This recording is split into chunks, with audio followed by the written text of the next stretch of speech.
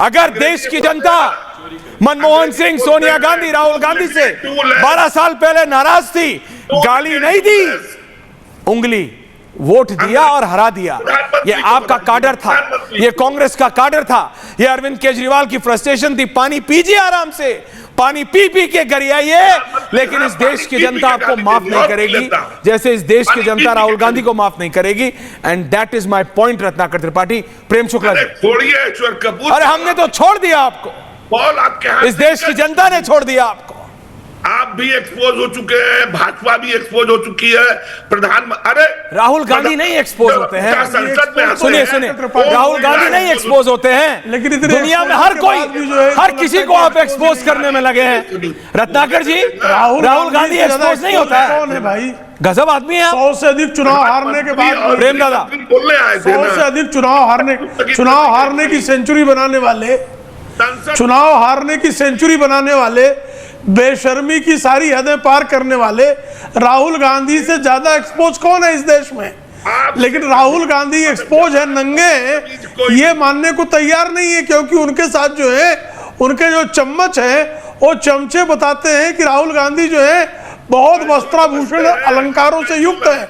हालांकि पूरा देश उनकी नंगई को देख रहा है, और उनकी नंगई के कारण ही कांग्रेस उनके नेतृत्व में 100 से अधिक चुनाव हार चुकी है। और 3 लोकसभा चुनाव में भी, 3 लोकसभा चुनाव के परिणाम आने के बाद भी वो 200 का आंकड़ा भी नहीं छू पाते ही है। इसके बावजूद जो है रत्नाकर त्रिपाठी जी की तरह के इकोसिस्टम के तमाम जो मक्खनबाज हैं, उनको इतना मक्खन लगाए पड़े हैं कि वो स्वयं को मक्खन लाल समझ रहे हैं।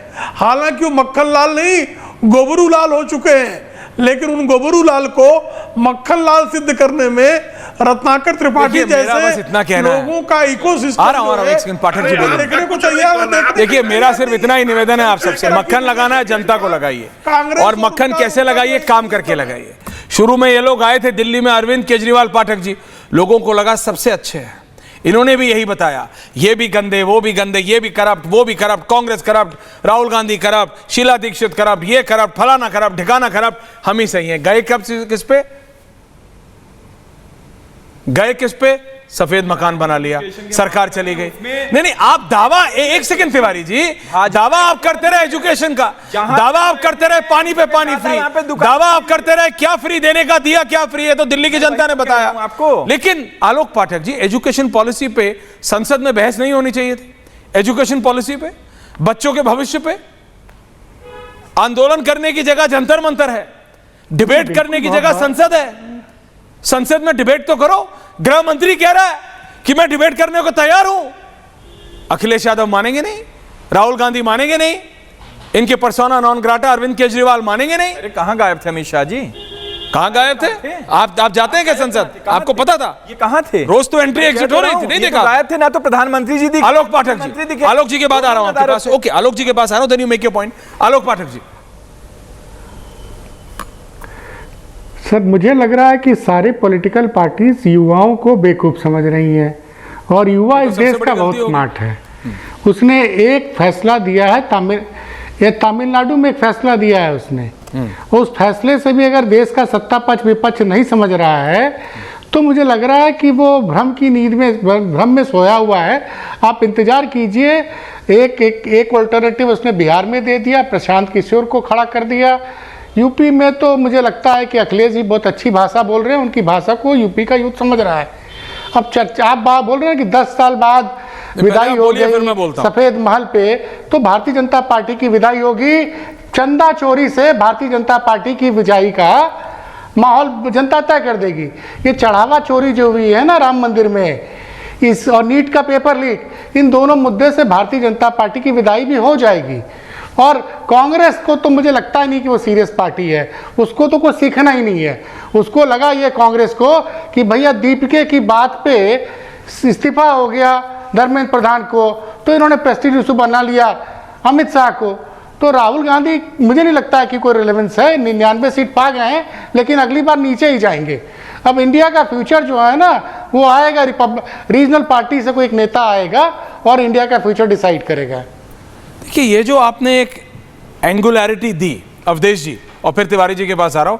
अवधेश जी, टीवी के वो जो सुपरस्टार विजय को बोला जेनजी, क्या जेनजी सिर्फ वहीं काम करी? क्या जेनजी बंगाल में नहीं थी? जेनजी किसी और प्रदेश में नहीं थी? ये जो आप पर्टिकुलर केस को उठा लेते हैं आलोक पाठक जी और उसको अपने दिमाग की थ्योरी में फिक्स कर देते हैं, और नहीं, आप एलियनेशन में नहीं देख सकते। देखिए देखिए देखिए, आप पूरे एलियनेशन में नहीं देख सकते आलोक पाठक जी, आप पूरे एलियनेशन में नहीं देख सकते। आप देखिए, ये आपका स्वप्न नहीं है, ये आपका सपना नहीं है कि बाकी सब जगह अंधेरा है, सिर्फ एक ही सूरज की रोशनी पड़ रही है और वो विजय के। देखिए, विजय का जीतना इज अ केस स्टडी। देखिए, विजय का जीतना, सुनिए मेरी बात आलोक, आलोक, देखिए, विजय का जीतना इज अ केस स्टडी। विजय का जीतना इज अ केस स्टडी, और अगर वो 5 साल पूरे निकाल लेंगे तो और बड़ी केस स्टडी बन जाएगी, उसमें कोई दो राय नहीं है।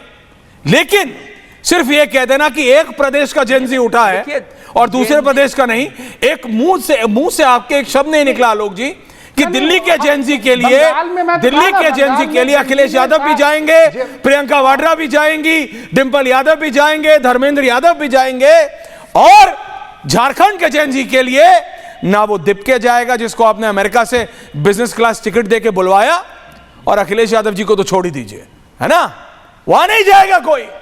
वो चने ले वाले हैं, अपने आप लाठी वाठी खा के हो जाएगा, उनका क्या है? यही है ना आपका, यही है ना आपका। अवधेश जी, एंडिंग कमेंट्स।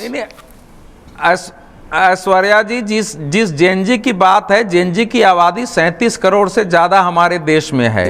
एक जेनजी वो भी है जो कॉमनवेल्थ गेम से और मेडल जीत के आया है। आरएसएस का नाम सुनते ही इन लोगों को बिच्छू डंक मार जाता है। एक जेनजी से संवाद अभी डॉक्टर मोहन भागवत जी का हुआ मुंबई में। आप देखिए कैसे कैसे प्रश्न पूछे उन लोगों ने, सारे प्रश्न थे उसमें, शिक्षा, रोजगार, धर्म, राजनीति, सारे प्रश्न थे और कैसे उत्तर दिए गए, और सारे जेनजी उसमें इन्वॉल्व होके कर रहे थे। अलग अलग विषयों पर बातचीत हो रही थी। तो भारत का जेनजी वही नहीं है जिसका इन लोगों ने जंतर मंतर पर लगाया है। 37 करोड़ जेनजी जो है वो भारत के बारे में सोचता है। वो आजकल भजन क्लब भी चला रहा है, अलग अलग स्टार्टअप भी खड़ा कर रहा है, इस देश में समाज सेवा का काम कर रहा है, अलग अलग संगठनों में काम कर रहा है। इसलिए वो जेनजी गाली देने वाला इन्होंने, हमारे देश का भविष्य इनको लगता है सिर्फ और आज गाली देता है, जो इनकी सबसे बड़ी गलती है। आलोक पाठक जी की सिर्फ एक स्टेटमेंट को मैं मानता हूं कि सारे राजनीतिक दलों ने, ज्यादातर राजनीतिक दलों ने इस देश के जेनजी को बेवकूफ समझ लिया है, और ये आलोक पाठक जी आपकी बात में मानता हूं। गाली देने वाले जेनजी नहीं थे, गाली देने वाले जेनजी नहीं थे, गाली देने वाले या तो बीजेपी के लोग थे या आम आदमी पार्टी के या कांग्रेस के लोग थे।